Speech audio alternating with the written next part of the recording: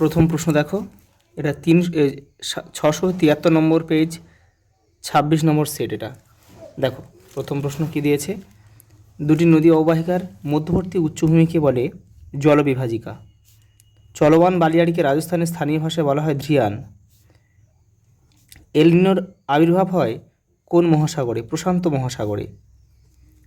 Radio তরঙ্গ ফিরে আসে আয়নোস্ফিয়ার থেকে। মরা কোটালের সময় চাঁদ, সূর্য, পৃথিবী পরস্পর 90 ডিগ্রি কোণে অবস্থান করে। সমুদ্রস্রোত সৃষ্টিতে সবচেয়ে বেশি প্রভাব বিস্তার করে নিয়ত বায়ুপ্রবাহ। পরেরটা দেখো, বায়োগ্যাসের প্রধান উপাদান হচ্ছে মিথেন। আন্দামান নিকোবর দ্বীপপুঞ্জের সর্বোচ্চ শৃঙ্গের নাম হচ্ছে স্যাডল পিক। আরাবলী পর্বতের পাদদেশে গঠিত উর্বর প্লাবনভূমি হচ্ছে রোহি। ভারতের সর্বাধিক জলসেচ করা হয় কোন পদ্ধতিতে? কূপ ও নলকূপ। সরি, এগুলো নয়, শুধু কূপ ও নলকূপটা হবে। আর যদি কূপ আর নলকূপ আলাদা থাকতো তাহলে কিন্তু শুধু নলকূপ হতো। ভারতের পরেটা দেখো, ভারতের সর্বাধিক স্থান জুড়ে রয়েছে কি? পলিমাটি। অপশান খ আমাদের উত্তর। ভারতের বৃহত্তম পেট্রোশন কেন্দ্র কোনটা? জামনগর, গুজরাটে অবস্থিত। এটা কিন্তু ম্যাপ পয়েন্টিংয়ে খুব আসে। দেখো, ভারতে উন্নয়নের জীবনরেখা বলা হয় জলপথকে। মিলিয়ন সিটে অক্ষরেখা দ্রাঘিমারেখার বিস্তৃতি 4 ডিগ্রি ইন্টু 4 ডিগ্রি। দেখো, শুদ্ধ অশুদ্ধ দিয়েছে। দেখো, শুদ্ধ হলে সু লিখবে, অশুদ্ধ হলে অ লিখবে। মরু অঞ্চলের অবশিষ্ট পাহাড়গুলিকে মোনার্নক বলে। এটা অশুদ্ধ হবে। এটা ইনসেল বার্চ হলে বাক্যটা সত্য হতো কিন্তু। পরেটা দেখো, ক্রান্তীয় মৌসুমী বায়ুতে বার্ষিক উষ্ণতার প্রসার কম। এটা অশুদ্ধ হবে। এটা কম, এটা যদি বেশি হতো তাহলে কিন্তু বাক্যটা সঠিক হতো। গ্রেট শব্দটি প্রথম উপস্থাপন করেন চেম্বারলিন ও সলিসবেরি। এটাও কিন্তু অশুদ্ধ, কারণ এটা গিলবার্ট হলে বাক্যটা সঠিক হতো। ভীমনাথ হলো ভারতের বৃহত্তম মিষ্টি জলের হ্রদ। এটাও অশুদ্ধ হবে। কোলেরই ভারতের বৃহত্তম মিষ্টি জলের হ্রদ। এটা যদি কোলেরি হতো তাহলে কিন্তু বাক্যটা সঠিক হতো। পরেটা দেখো, বায়ুর উষ্ণতা বৃদ্ধি পেলে আপেক্ষিক আর্দ্রতা বাড়ে। এটাও কিন্তু অশুদ্ধ, কারণ এটা কমে হবে। কমে হলে কিন্তু বাক্যটা সঠিক হতো। গৌণ জোয়ার সৃষ্টির মূল কারণ হলো বিকর্ষণ বল। এটা কি শুদ্ধ। কার্পাস চাষ বলবিভিল পোকার আক্রমণে ক্ষতিগ্রস্ত হয়। এটাও শুদ্ধ। দেখো, এবারে শূন্যস্থান দিয়েছে। দেখো, বালুকময় মরুভূমিকে আলজেরিয়া, আচ্ছা এটা হচ্ছে বালুকময় হবে না, এটা হচ্ছে পাথুরে হবে। পাথুরে মরুভূমিকে আলজেরিয়ায় রেক বলে। নদী খাতে অবঘর্ষ প্রক্রিয়ায় সৃষ্ট গর্তগুলিকে মন্থকূপ বলে। প্রাকৃতিক সৌরপর্দা বলা হয় বায়ুমণ্ডলের ওজোন স্তরকে। পৃথিবীর বৃহত্তম সামুদ্রিক মগ্নজল হচ্ছে গ্র্যান্ড ব্যাংক। যানবাহনের কার্বন কণা নির্গমন রোধে ব্যবহার করা হয় স্ক্রাবার। ভারতে জল সংরক্ষণে অগ্রণী রাজ্য হলো তামিলনাড়ু। ভারতের একটি জায়দ ফসলের উদাহরণ দাও। আউশ ধান। দেখো, পরেরটা কী বলেছে শোনে, এখানে এসে কেউ দিয়েছে। দেখো, শর্ট প্রশ্ন দিয়েছে। কোন যন্ত্রের দ্বারা বায়ুর আর্দ্রতা মাপা হয়? হাইগ্রোমিটার। শৈবাল সাগর বলতে কি বোঝো? দেখো, এই দেখো শৈবাল সাগর, এখান থেকে তোমরা একটু করে নেবে।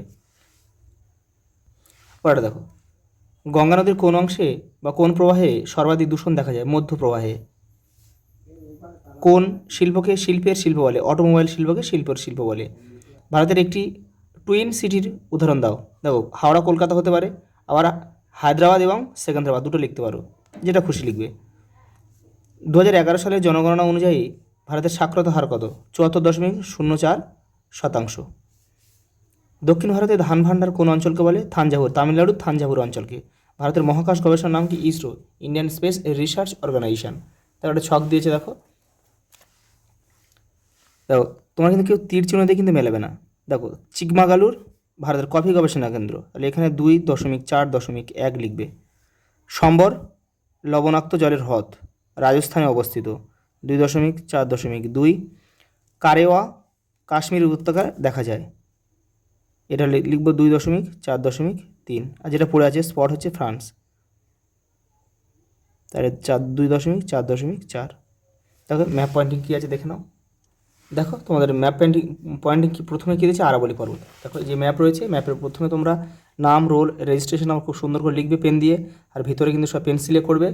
তারপরে আমি কিন্তু তোমাদের ভিডিওটা বোঝানোর জন্য শুধু পেন দিয়ে করলাম। তারপরে এটা ম্যাপ পয়েন্টিংটা করা হয়ে গেলে তোমরা কিন্তু এটা উত্তরপত্রের সঙ্গে খুব সুন্দরভাবে বেঁধে দেবে। দেখো প্রথমে কী বলেছে, দেখো আরাবলি পর্বত কোথায় রয়েছে, রাজস্থানের এই জায়গাটা হচ্ছে আরাবলি পর্বত রয়েছে। নাম লিখবে, দাগ নাম্বার দেবে। দেখো কাবেরী নদী দক্ষিণ ভারতে রয়েছে। দেখো দক্ষিণ ভারতের পবিত্র নদী কিন্তু কাবেরী নদী। এই বদ্বীপ রয়েছে বলে এটা করতে হবে। নদীর যখনই তোমাদের আসবে তো কিন্তু তীর চিহ্ন অবশ্যই দেবে। নদী কোন দিক থেকে কোন দিকে বয়ে যাচ্ছে এটা কিন্তু দেখাতে হবে।